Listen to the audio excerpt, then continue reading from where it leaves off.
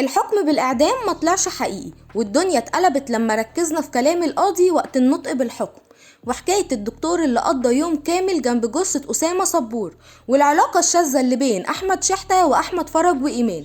تفاصيل كتير هنتكلم عنها، بس ما تنسوش تدعمونا بلايك وكومنت عشان الحقيقة توصل لأكبر عدد ممكن. لو عايز تعرف اكتر عن تفاصيل قضية طبيب الساحل ادخل القناة، هتلاقيه فيه تفاصيل كتير اول مرة هتشوفها معانا.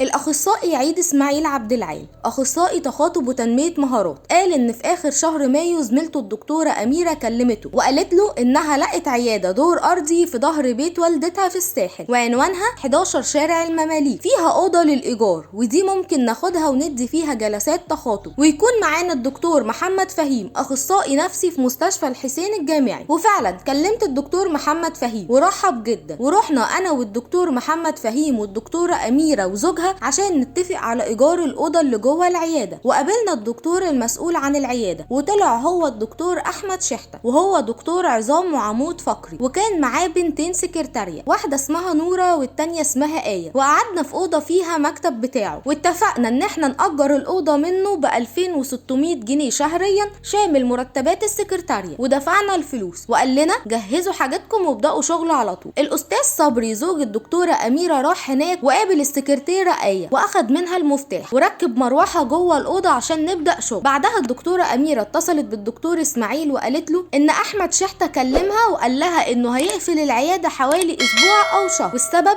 ان في لجنه من اداره العلاج الحر هتنزل تفتش على العيادات اللي في المنطقه كلها، ولازم يطلعوا اي مخالفه، واقل مخالفه هيدفع لها حوالي 60,000 جنيه، وده رقم كبير جدا. بعد الكلام ده ب3 ايام الدكتور عيد اسماعيل اتصل باحمد شحته وقال له احنا دافعين فلوس الشهر وعايزين ناكل عيش. فرد وقال له خلاص انا كان عندي شويه مشاكل مع اداره العلاج الحر وخلصتها، تقدر تبدا شغل من بكره. فعلا تاني يوم العصر، وده كان يوم الجمعه، الدكتور عيد اسماعيل راح العياده، وكان في حاله هي واهلها مستنيينه، ودخل العياده وعمل الجلسه بتاعته. وبعد الجلسه كلهم مشوا، ولكن نوره فضلت قاعده جوه العياده لوحدها. ويوم الحد الدكتور اسماعيل اتصل بآية عشان يقول لها انه عنده ميعاد جلسه تانيه. راحت قالت له انا مسافره المنصوره وبخلص ورق ومش هينفع اجي. راح قفل وكلم السكرتيره نوره، قالت له انا مش هاجي الايام دي عشان مشغوله مع اهلي في الوراق. الدكتور اسماعيل اضطر انه يروح لوحده العياده ويفتحها، واول ما دخل العياده لقى حد وراه فتح بالمفتاح، ولقى واحده داخله بتقول له انا ايمان المحاميه بتاعه احمد شحته، وراحت سايباه ودخلت اوضه احمد شحته وقعدت تتكلم في التليفون شويه. بعدها طلعت للدكتور اسماعيل وقعدت ترغي معاه حوالي 10 دقايق، اتكلمت معاه عن التخصص بتاعه وانت ازاي بتشتغل وازاي تخلي الواحد يشيل الضغوط النفسيه من عليه، وقعدت ترغي معاه حوالي 10 دقايق. بعدها قالت له انا هروح مشوار نص ساعه وهاجي تاني. الدكتور اسماعيل قلق وراح اتصل بالسكرتيره آية وقال لها ان في واحده اسمها ايمان محاميه ومعاها مفتاح العياده، وجت ودخلت وقعدت في مكتب احمد شحته وقالت ان هي المحاميه بتاعته. وآية فعلا ردت عليه وقالت له ايوه ايمان بتيجي على طول وبيكون معاها المفتاح وهي دايما بتكون موجوده في العياده. بعد ما قفل معاها لقى هبد جامد جدا على باب العياده. الدكتور اسماعيل قلق قوي وراح فتح الباب الخشب وساب الباب الحديد مقفول. لقى 5 أو 6 رجاله لابسين كاجوال، سالوا على احمد شحته، قال لهم هو مش موجود. قالوا له طب هات رقمه، وفعلا راح مديهم رقم تليفونه. بعد ما مشيوا الدكتور اسماعيل اتصل باحمد شحته وحكاله وقال له ان في رجاله جت وخبطت وسالت عليه وان هو ادالهم رقمه. احمد شحته رد عليه وقال له ما تشغلش بالك بيهم، كمل شغلك طبيعي جدا في المكان. الدكتور اسماعيل بعد مكالمه احمد شحته جات له مكالمه تليفون من الحاله اللي مستنيها وقالت له ان هي هتتاخر، وخرج عشان يتغدى لغايه ميعاد الحاله ما يجي. اول ما طلع من باب العياده لقى نفس الرجاله وطلعوا تبع المباحث، مسكوه وخدوا البطاقه منه وقالوا له ارجع افتح العياده تاني. ودخلوا فتشوا العياده كلها حته حته. بعدها دخلوا الاوضه اللي جنب اوضه الدكتور اسماعيل اللي مأجرها، وخرجوا وقالوا له في جثه مدفونه في الاوضه اللي جنبك. راح قال انا دي تالت مره اجي العياده، انا معرفش حاجه عنها. طلبوا منه انه يتصل باحمد شحته، واول ما احمد شحته رد راحوا اخدوا التليفون من الدكتور اسماعيل وقالوا له احنا حكومه، تعالى دلوقتي العياده بسرعه. راح احمد شحته قفل السكه في وشهم على طول. بعدها المباحث والدكتور اسماعيل طلعوا على الاسم، وقال في التحقيقات انا شميت ريحه شبه القطه او الكلب لما بيموت في الشارع، او كيس لحمه في ثلاجه فصلت بقالها كتير، وكنت دايما بحاول افتح البلكونه عشان تدخل حتى نسمه هوا عشان الريحه تروح، بس ما كنتش بعرف افتحها من كتر الشكاير اللي وراها. الغريب هنا ان نورة كانت دايما بتقعد في العيادة كتير، فازاي ما شمتش ريحة تعفن، وازاي ما لاحظتش التكسير اللي تحت التلاجة والشكاير الكتير الغير طبيعية في البلكونة؟ لان الطبيعي ان السكرتيرة بتنظف المكان كل يوم، فده جزء غريب جدا موجود معانا في القضية. وكمان وجود ايمان قبل المباحث على طول، وانهم اجروا الشقة في فترة ارتكاب الجريمة، ممكن يكون كان هدفهم توريط المستأجرين الجدد في الجريمة. تفاصيل كتير جدا وغريبة ولسه مش واضحة في القضية. بعد اعتراف احمد فرج بكل الجريمة وتمثيله للجريمة بانه فعلا عذب الدكتور اسامة صبور هو واحمد شحتة وادوله حقن مخدرة وفعلا قتلوه، الا انه بعد ما القاضي حكم بالاعدام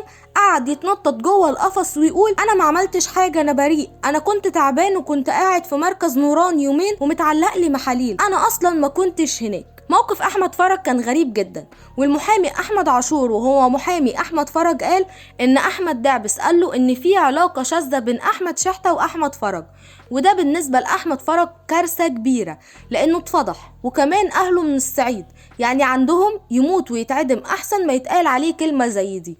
ولكن احمد فرج اول ما اتسال عن العلاقه دي قال الكلام ده مش صح وما حصلش، وانا مستعد ان يتكشف عليا. الحقيقه سواء كان في علاقة بين أحمد شحتة وأحمد فرج أو لأ، ده مش هيفرق كتير في مسار القضية، ونتيجته هي فضيحة ليهم وخلاص. لكن بالنسبة للقضية هو مش هيفرق في حاجة. المحامي أحمد عاشور بيأكد إن أحمد فرج بريء، وإن في مفاجأة هتحصل يوم النطق بالحكم وهو يوم 6/11. والمفاجأة الأكبر اللي سببت صدمة كبيرة لكل الناس إن الحكم بالإعدام ما كانش على ال3 متهمين، ولكن هو المتهم واحد بس، وده اللي قاله القاضي ومحدش سمعه من كتر الدوشة اللي كانت في القاعة.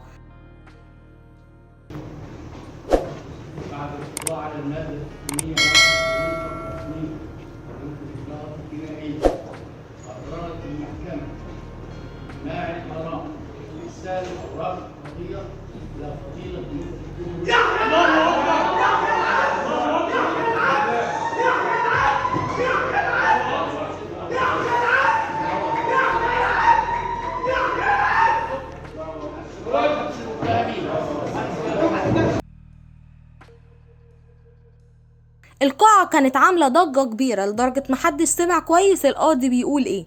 القاضي قال حكمت المحكمة بإحالة الأوراق لفضيلة المفتي عن المتهم، ومع استمرار حبس المتهمين تحويل الأوراق لفضيلة المفتي عن المتهم، وما قالش المتهمين. وده مش غلط من القاضي، ولكن ان الاكيد ان الحكم هيكون مختلف لكل شخص منهم، بدليل ان ايمان رغم ان هي مشاركة في الجريمة واستدرجت الدكتور اسامة وجابت المخدر، لكن مش هتاخد اعدام لان هي ما كانتش موجودة وقت القتل، وده هيفرق جدا في القانون.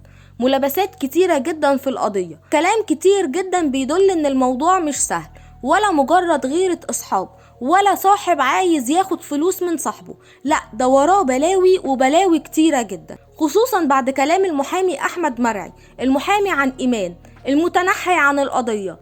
طلع وقال انا اتعرض عليا مبلغ 1,000,000 جنيه من ناس خارج مصر متعاطفة مع ايمان جدا، وانا رفضت اخد فلوس في الاول عشان احنا زملاء، ولكني تنحيت عن القضية، وبعد التنحي طلبت 3 مليون جنيه من نفس الاشخاص، ولكن هم طلبوا ان اقصى عقوبة تكون ليها 5 سنين بس، وده كان صعب جدا لاني مش متابع التحقيقات من اولها عشان كنت مشغول في قضية تانية، ولكن لو كنت موجود من بداية التحقيق كنت هخلي موقفها احسن من كده بكتير.